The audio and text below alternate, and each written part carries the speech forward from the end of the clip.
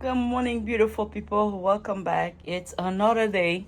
Like I said, I am rearranging the evergreen on the front because there's some of them who can't take that much sun. As like, let me show you. I don't know if that was the coal. I know most of it is the coal, but I feel like I don't know if my eyes been seeing. I feel like she's getting worse every day. And there's another one also not doing good. I have to put them where they can. I know it's this cold weather who killed them, but I love those plants so much. I will not let them die in the sun. That's what I purchase more evergreen.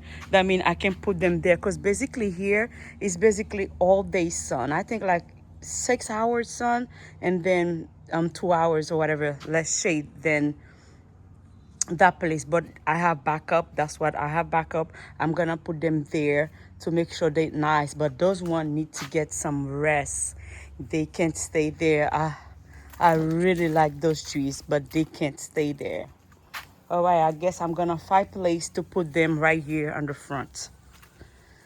I'm fixing stuff again. Oh Lord.